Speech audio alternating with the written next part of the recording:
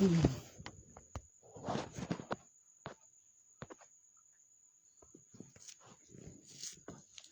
นเล่บุญกำลังฝึกขึ้นมาบุญบุญยัง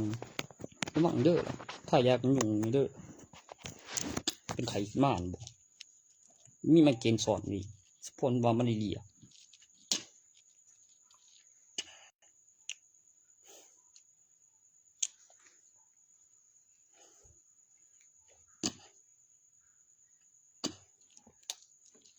คนเกลือเดี๋ยวฟักผืนเองได้สิล่ะมันมีประกันก็ใจวอนมีประกันโอ้มอยกูใส่กูกว่าอยู่เป็นยาคาราคาจักบาทก็ประกันพลเวใจแม่งเอ้ยแล้วมันได้ใส่ยังแนวจริงสมจริงหรือต้องจ่ายเงินก่อน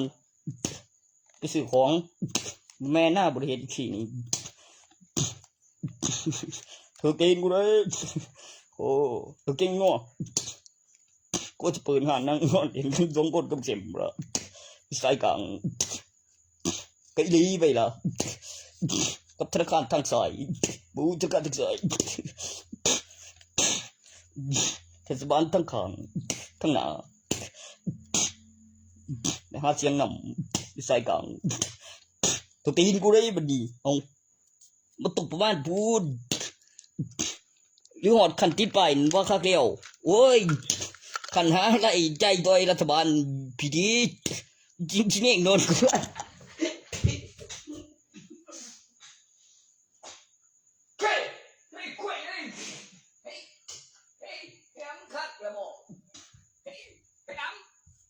เปิดไม่กูสปาเกรย์กันเมื่อกี้ก็ประกันนั้นไม่กูสปาเกรย์ไม่เลย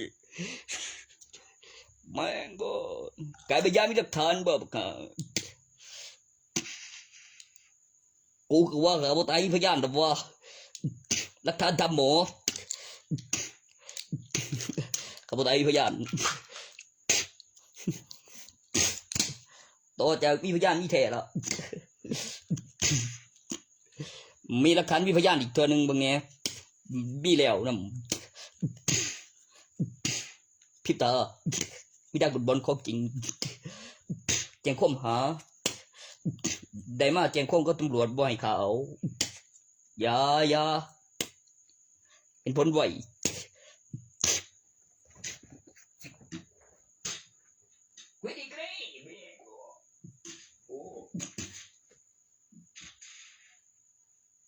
กูสิเล่นเกมยังวะกูสิเล่นเกมเข้าใจบ่ว่ากูสิเล่นเกม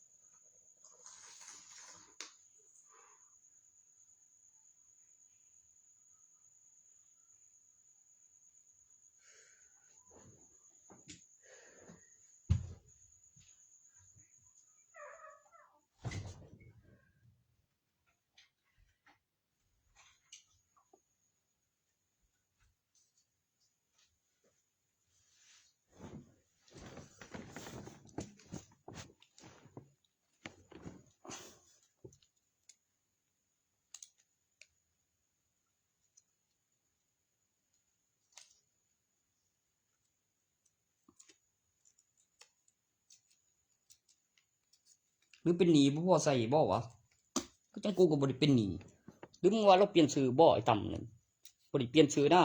แล้วบ่มีหนีแล้วบ่ได้หนีหน้าเคลียร์นั่นอยู่แล้วก็แจ้งความกับตำรวจแล้วเฮ็ดแบบถูกกฎหมายเฮ็ดแบบบ่ได้เฮ็ดค่อยๆแม่บ่ได้สาบานแล้วไปกลับมาเลยกูเฮ็ดดังแนวนี้เจ็บโอ้ยกูบอกมึงหัน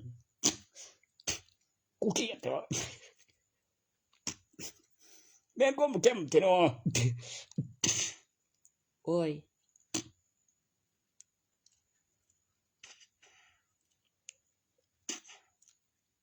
ตกใจบ่วะบ่ต้องตกใจหรอก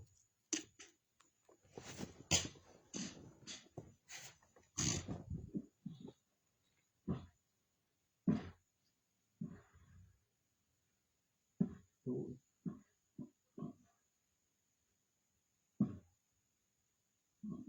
แล้วก็บุญด้วยนะ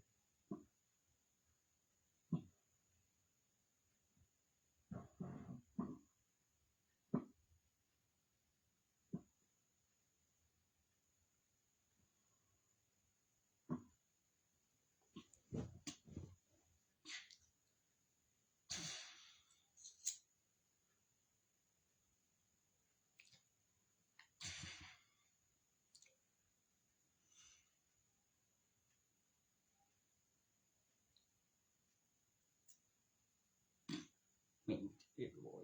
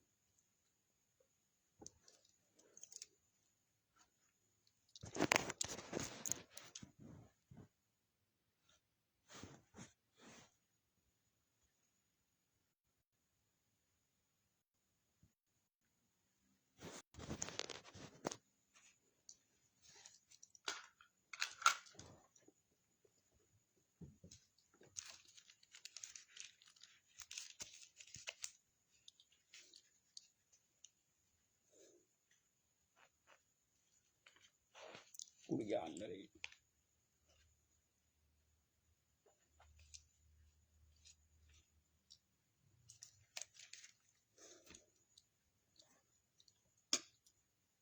ชื่อว่ามีดีบ่วะบ่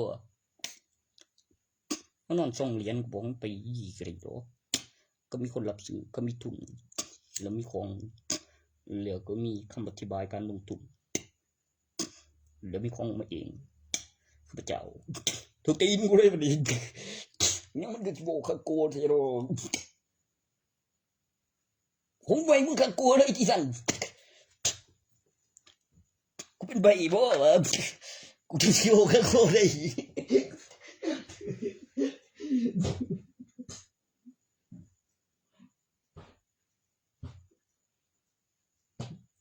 เดี๋ยวว่าอยู่โอ้ยคุณได้ยัง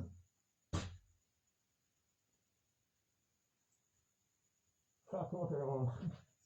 ไม่รู้ข้าโทษอีกนิดเดียว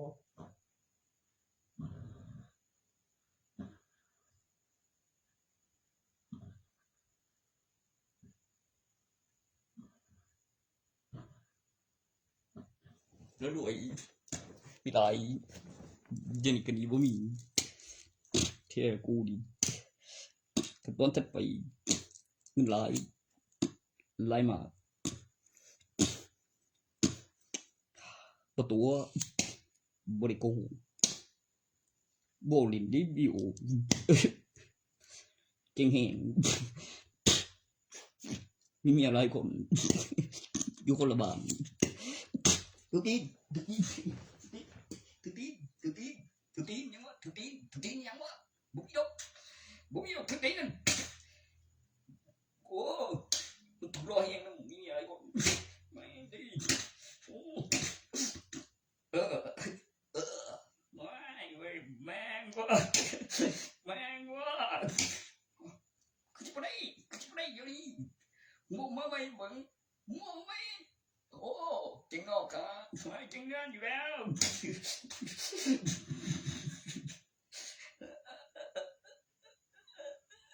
อะไรนะอย่าน้ำตีมันยัง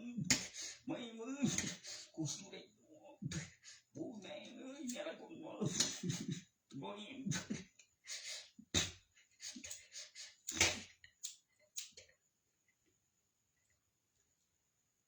ตัวเองตีน้อยนำเตียวอายุไว้ยิ่งกว่าหนวดตามที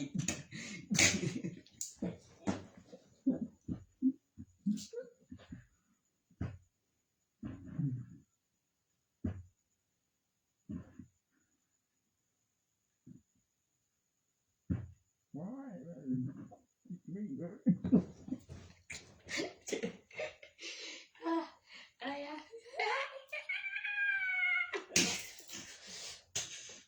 ไม่งอ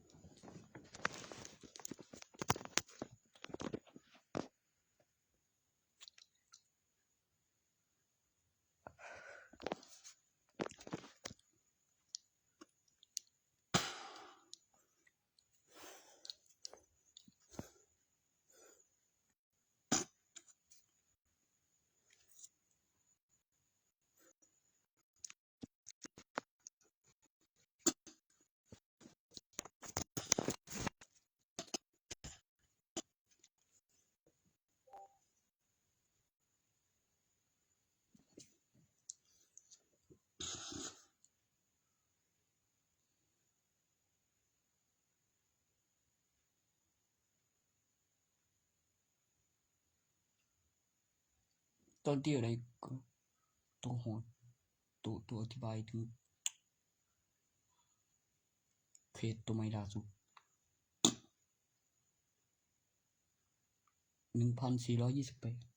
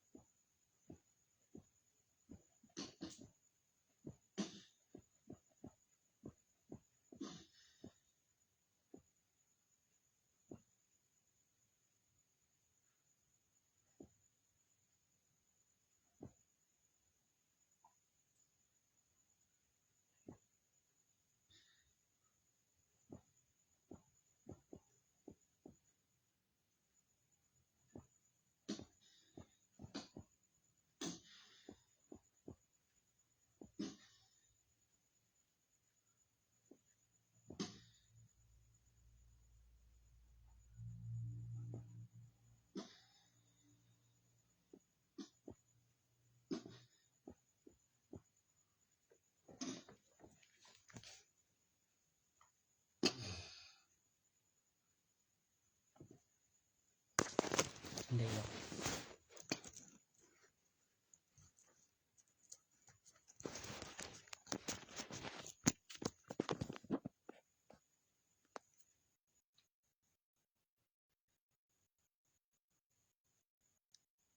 สเป็นนักศึกษา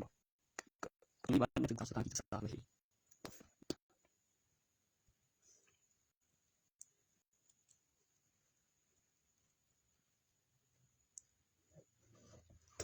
ทุนยังบ่ได้ไปทหารถือยังบ่ทันได้แบบเงินบุญประชาชนแบบของเกมเศรษฐีต้องมีทุนแล้วมีทุนก็เลยต้องมีเอกสารแบบคือหมายไปเอาทุนที่เชื่อว่ามีเงินเดือนแท้โอ้กูขึ้นออกแล้วดิเซ่ล่ะเลิกแล้วทุนเดียวก็มีอันอยู่แล้วกูเกิดท่านอยู่นี่ว่ามีการเคลื่อนราชการกูก็อยู่นี่ว่าแต่ที่นั่นแหมมีหมายแหมกำหนดเวลาแล้วความสำคัญของบัตรประชาชนรูปถ่ายใบทะเบียนบ้านในบัตรประชาชนนั้นมันถึงจะถูกต้องมันถึงจะประกอบกับเอกสารแล้วกำหนดเวลาภายใน10ปีนั้นมันถึงจะมีเคสมากกว่าระดับม.ปลายเป็นระดับนักศึกษามหาวิทยาลัยนั่นแหละแล้วกำหนดอายุที่ต้องจบปริญญาเอกและมีประสบการณ์แล้วอายุถึงก่อนหน้านั้นได้พิมพ์เอกสารแล้วเมื่ออายุถึงจะมีสิทธิ์สร้างเอกสารแล้วหลักฐานและแสดงกับพยานและต้องมีบัตรนักศึกษาบัตรนักเรียนตัวเลขสถานที่ศึกษาหลักฐานวัตถุเป็นอุปกรณ์บอกได้บ่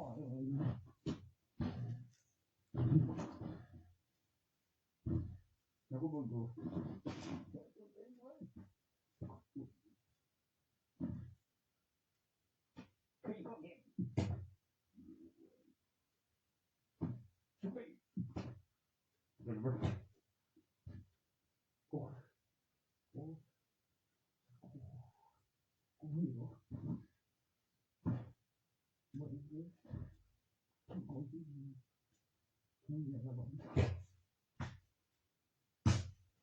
ที่กดจะได้มีอะไรถึงไม่รู้โอ้ฟังตรงนี้แล้วตรงก็ยังตรงนี้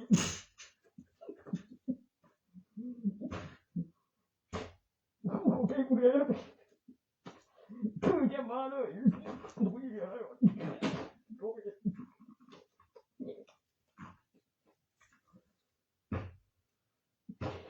โอ้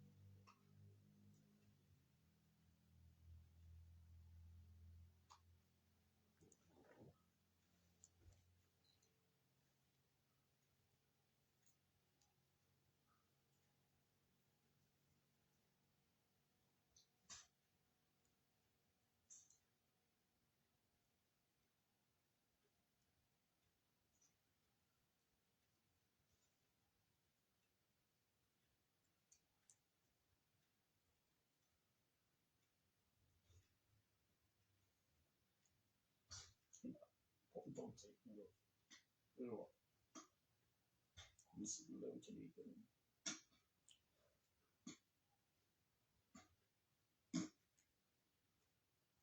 มุกคิดว่าคิดมากมันจะโอ้แห่งผมน่าจะเป็นอย่างนั้น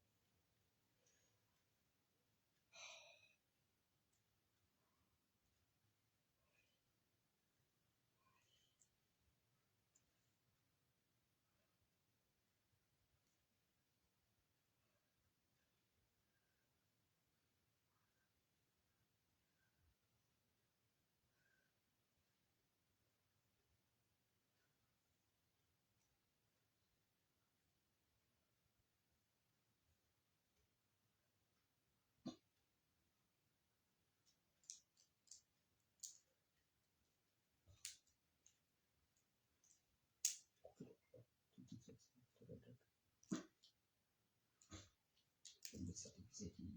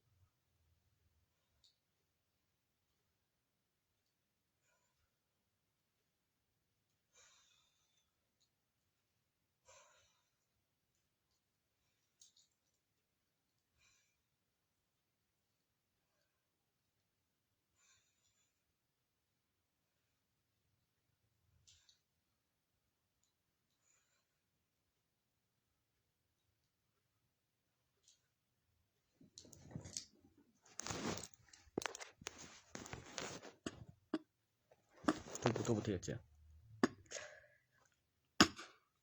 มีเกณฑ์ทหารถึงจะขึ้นชื่อว่าเป็นอำเภอ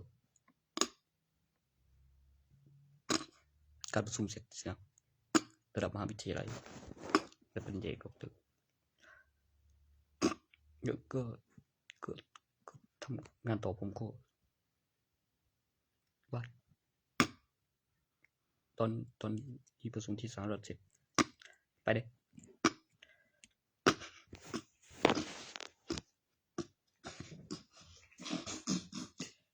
ไม่ตัดละถูกเนาะ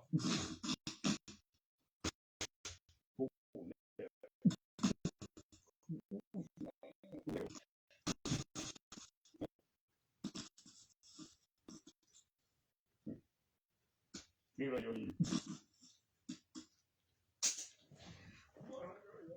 คือใจว่าเนี่ยได้โอ้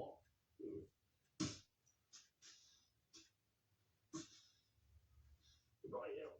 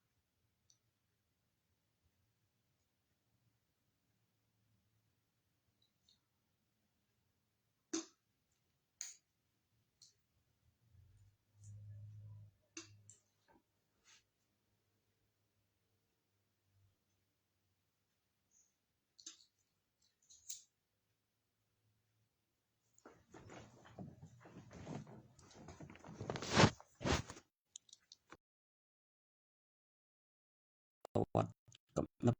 ปีกับภายใต้สมาชิกและปีพศการค้นพบของซูเปอร์ฮีโร่และการประกาศลูกปีพศอุปกรณ์สิ่งที่ไม่ได้โกหกแล้วก็มีหนังสือและมีการจดจำการพัฒนาของจำนวนตัวเลขที่ขึ้นอย่างและมีการตั้งราคา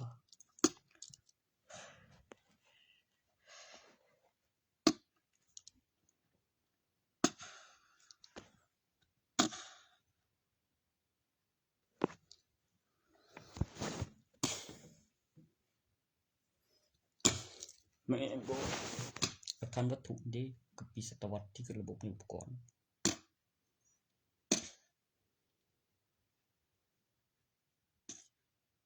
แม่นบ่โอ้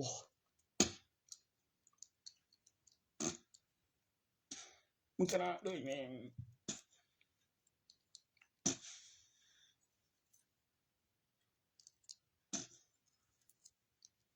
เอ๊ะมันกำลังจะมาแล้วเดี๋ยวเหลือบีเด่น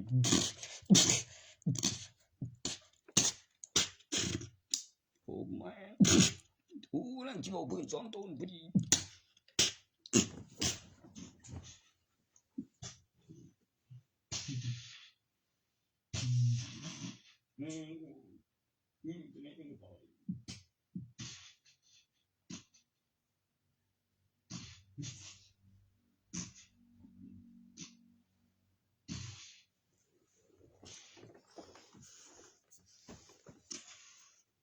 คนนึงคือมี4เด้อมาก่อนหมู่คนพวกแล้วยังเตะบอลอยู่ยังประเทศมันมี4บ่ตายแม่งเป็นนักกีฬาฟุตบอลมี4บุย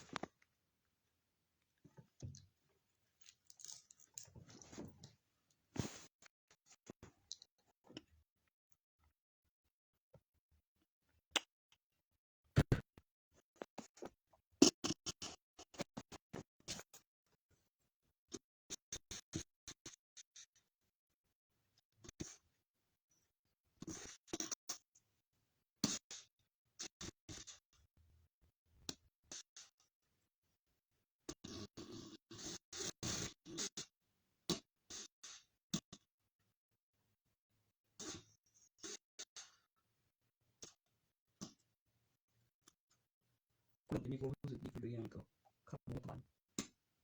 ประชาชน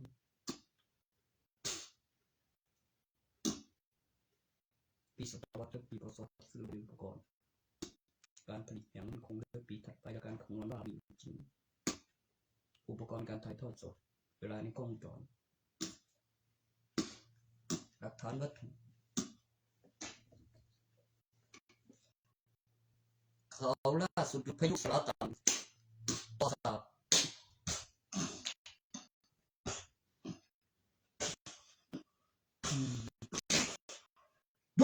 พายุสลาตันน้ำฟ้าใส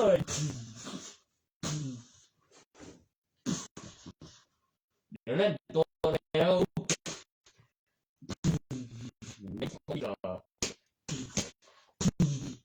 ลงไล่ไปตั้งแต่10 ขวบได้ขึ้นเป็นโค้งคือแม่สังกัดนั้นเขาเสนอสิ่งเหตุเป็นโค้งขยี้อยู่หลายครั้งแต่สู้รุ่นใหม่รุ่นสีไม่ได้เนื่องจากเพิ่งออกจากดินแดนสวรรค์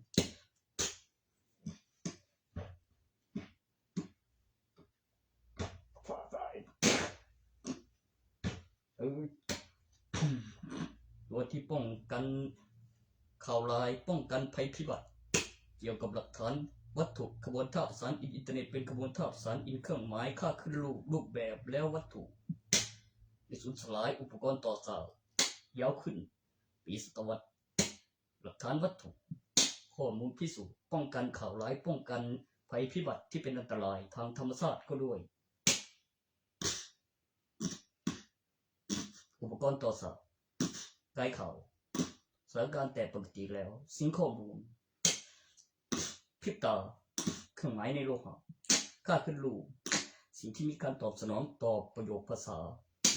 หลักฐานนิสัยและสันดานของ Android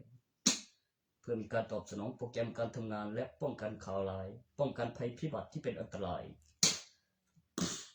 และปีศตวรรษ2012มี2013มา2012และ2013ใหม่แล้วก็พริบตามีการสิงข้อมูลแล้วล่วงหน้าแล้วก่อนหน้าแล้วอุปกรณ์ต่อสายยาวขึ้นแล้วถามว่าต้องซื้ออะไรเป็นการเตือนแต่เข้าได้ในตำแหน่งเข้ามีเข้าอุปกรณ์แล้วข่าวมีการตั้งชื่อ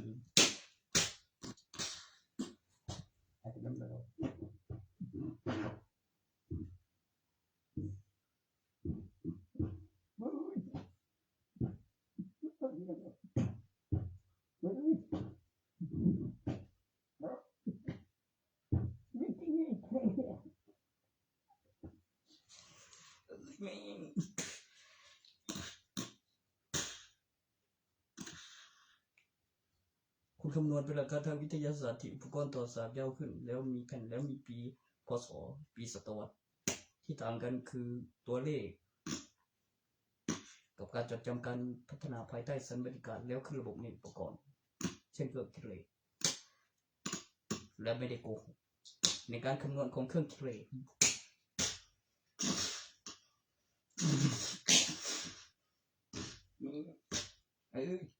ตัวนั้นมัน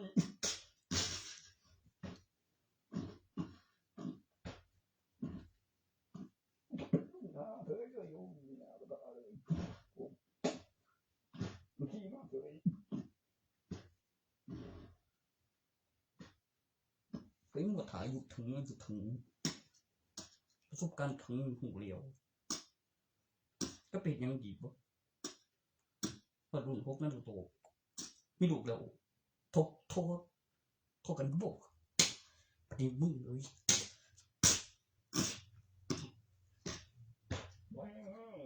มีสองตำนานเซียนเจอรุ่นสีรุ่นใหม่เพิ่งออกจากดินแดนสวรรค์หยุดพายุสลาตันตำนานฟ้าใสไร้ไฟประกายแสงสีทองไม่ฝากได้นะทุกอันเนี่ย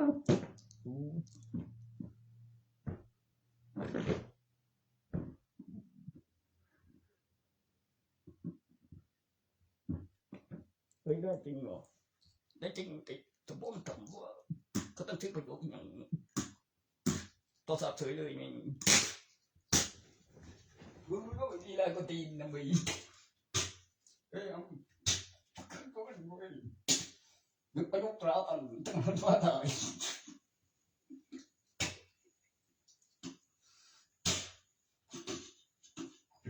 ข็งแกร่งที่สุดในโลก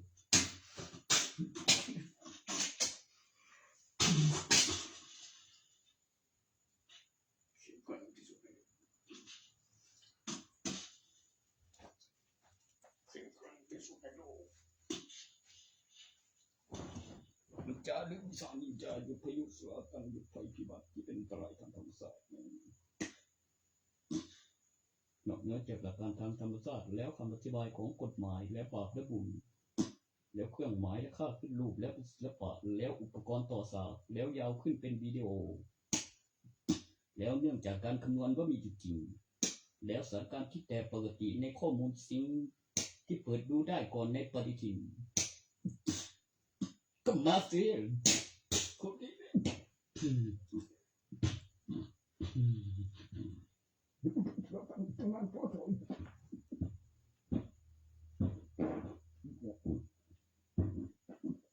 โอ้เพิ่มเฮ้ยดีมั้ยบ่ดีแล้วแล้วก็เป็นมึงหยังอันนี้ตัวสักบึงอุปกรณ์ต่างๆบ่มีสักการบ่ดีตอนนั้นมีคำเตือนหรือบ่ผู้เลี้ยวต้องซื้อมาด้วยนี่ที่เดิมกูสิได้กูยังเลื่อนอยู่ว่าจัดนั้นเนาะโอ้ลาดเอาอีกหน่อยแล้วโอ้บักเข้ามามันยุบประยุกต์สารพัดทุกอย่างได้นี่ได้จริงเนาะแล้วก็เก่งอยู่เลยกูฟังได้ก็ต้องมีปัญหาจริงๆ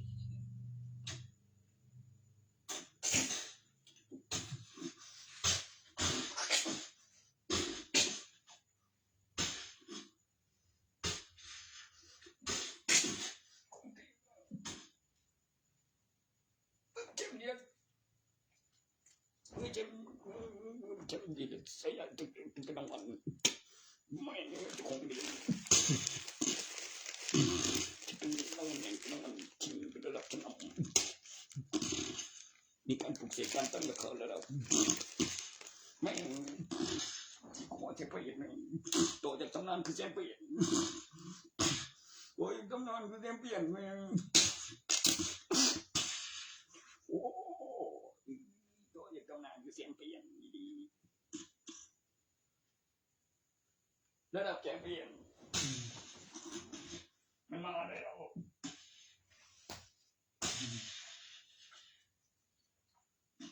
สนุกดีโอ้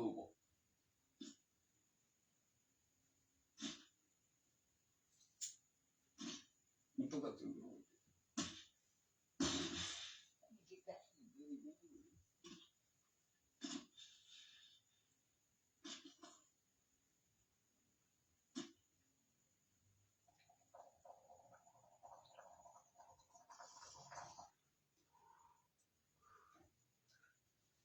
เป็นกูอย่างนี้10 ปี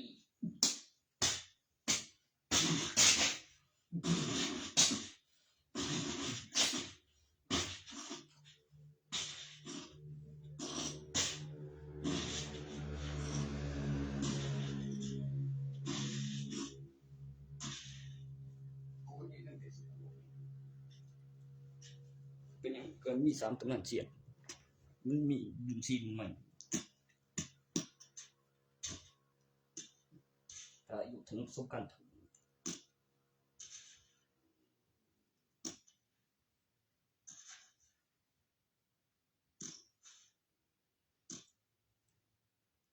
ไอ้ภาษาทุกทุกสารบุบาบุบาพูดแบบเข้าอุปกรณ์ต่อสารยาวขึ้นเป็นวินาทีตำแหน่งที่ปลอดภัยผิดตาสถานการณ์แต่ปกติแล้วสิ่งดูก่อนเข้าอุปกรณ์เครื่องหมายคาดผู้ลึกขบวนทับซ้ำ ยุคถนนการภัยพิบัติร้าย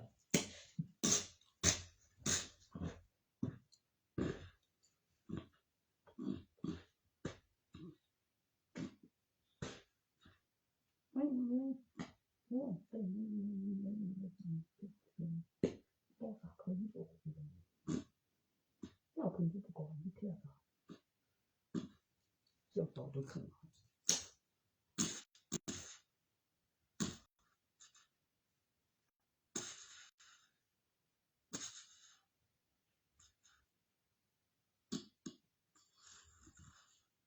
ก็สุดเลยเฮ้ยแม่งโกง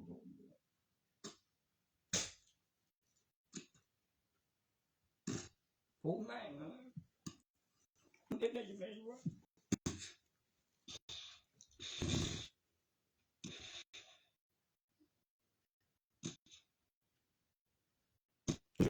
แล้วดีเลยตัดสอบแรกก็พยุสระตัน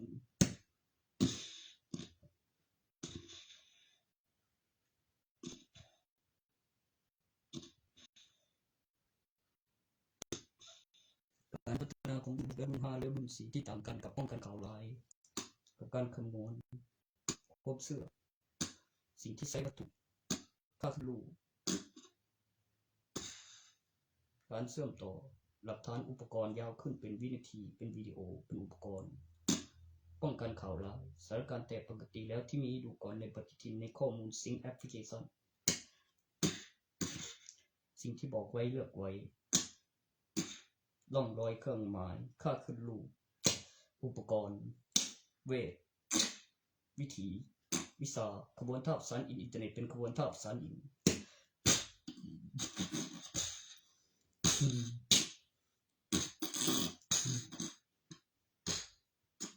มึงก็กลับไปดูสารพันเลยโอ้ไม่ใช่ถึงกองไม่ใช่จะอยู่กอง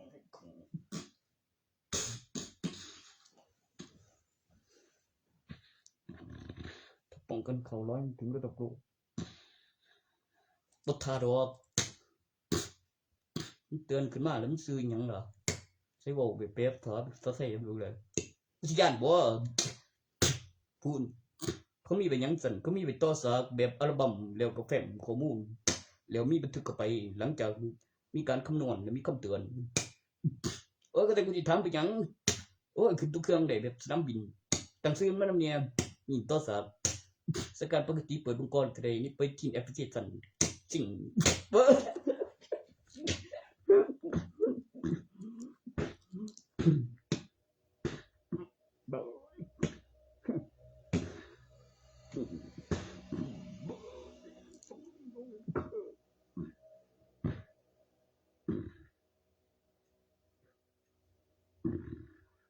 จากเรื่อยๆพายุมหึมาหายไปในพริบตา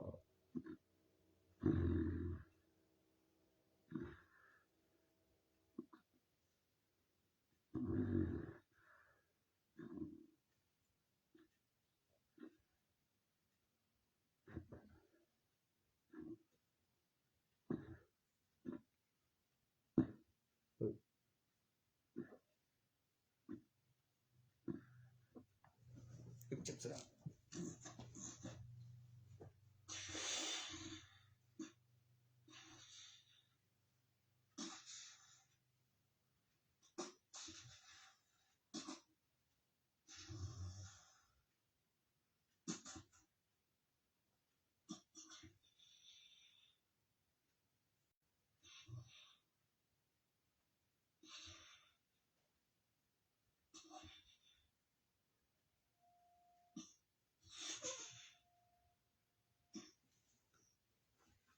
สองคนสลงกับไอ้เพิ่นมันแม่นหยิบมันบ่สมัย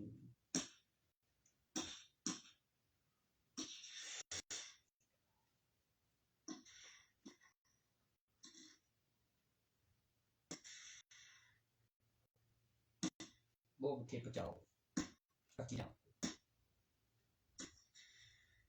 แล้วบอกเรื่องมาเฟียนินจามีรุ่น3แล้วมีรุ่น4หน่อยไล่ไฟ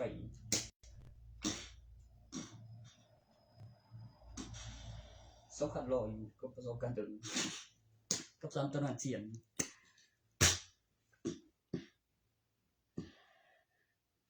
แล้วก็มีหมู่บ้านโคตมะแล้วมีถล่มและนับใหม่และสร้างและใบทะเบียนบ้านและคนยังบ่ตายแล้วมีการนับและมีบัตรประชาชนขึ้นรูปเนื่องจากมีใบทะเบียนบ้านแล้วก็มีสิทธิ์เลือกตั้ง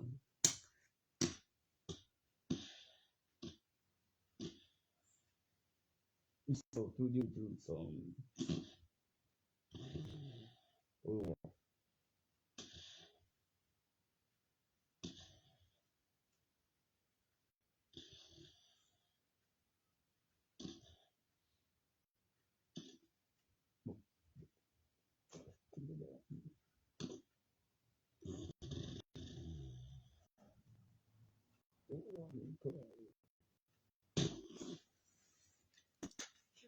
ไม่สิ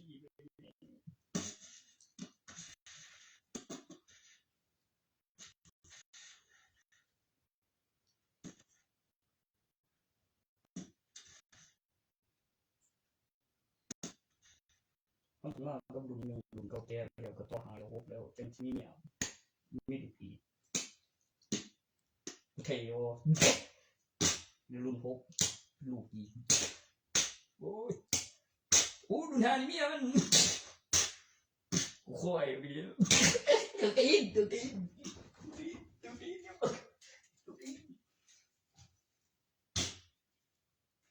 ตัวบ่แล้วโอ้ตีแม่งโอ้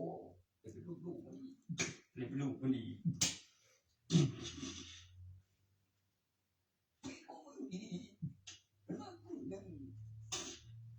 แล้วมันก็ชีวิตไม่ถึงถือแล้วว่านี่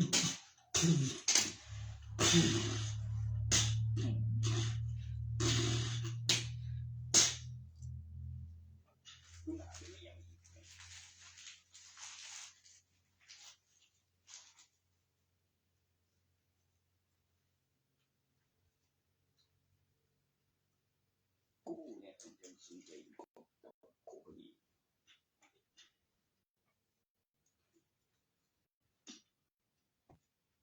ชีวิตไทย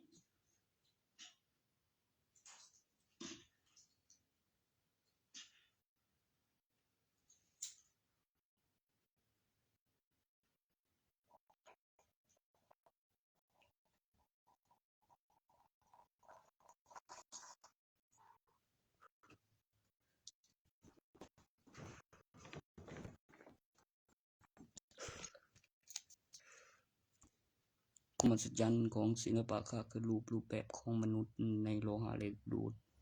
ไม่ดูดและนำไฟฟ้าและเครื่องหมายตำนานต่อจากตำนานที่มีอยู่ในการแข่งขันของระดับต่อจากตำนานเป็นแชมเปี้ยน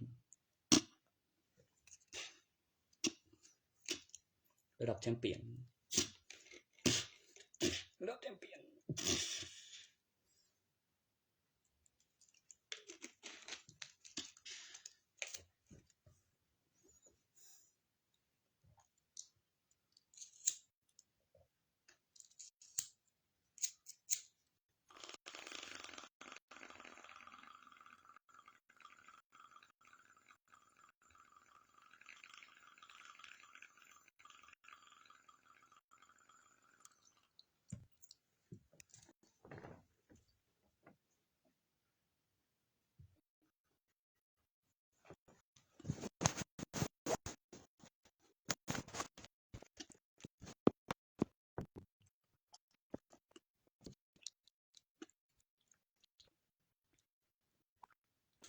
ก็อธิบายถึงเรื่องที่ทำได้จริงในความจริง